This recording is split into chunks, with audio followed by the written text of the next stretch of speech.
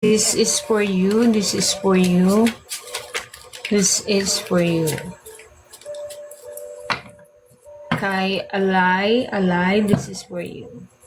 Siguro Alay is pwede na, no? Alay, this is for you. Your question is, dun ba kayo magkikita sa occasion na sinasabi ko or dun sa event? Dun ba kayo magkikita? Let's see, let's see, let's see. Show me the cards that I need to see for Alay, please. Okay. Okay, spirit guides and angels, please show me the cards that I need to see for Alay. Para po kay Alay. Doon ba sila magkikita ng person niya sa occasion or event na nasa main reading? Thank you po. Thank you, spirit guides and angels. Thank you.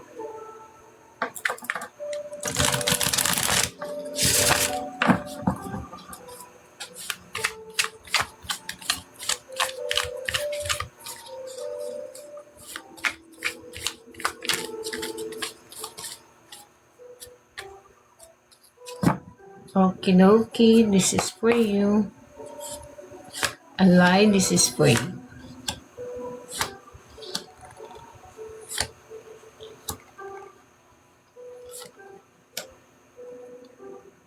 Okay.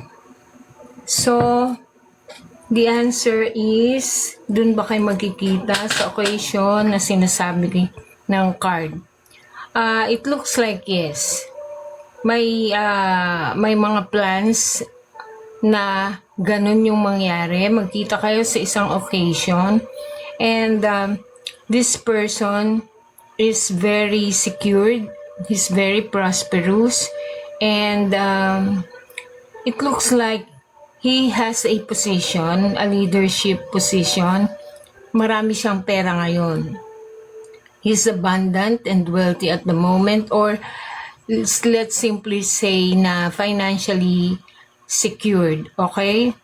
Now, I can see here that mako-confuse ka dito sa pagkikita na to dahil magkakaroon siya ng mixed signals.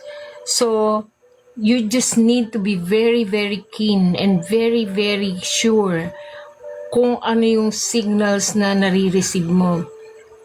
Kasi baka magkamali ka ng hakbang, okay? May nakikita din ako dito na someone is planning to go abroad. Baka siya, or maybe ikaw, I don't know. But then, you need to live in the reality. Dahil as of the moment, confused din siya. In between the two of you, there is very, very big confusion. Kumbaga, miscommunication ito kaya kayo nahihirapan. You are friendly, optimistic, and confident. You are determined person and cheerful. Also, hindi ka rin hirap.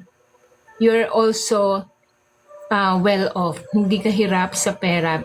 Both of you can live actually a mature life. Alright?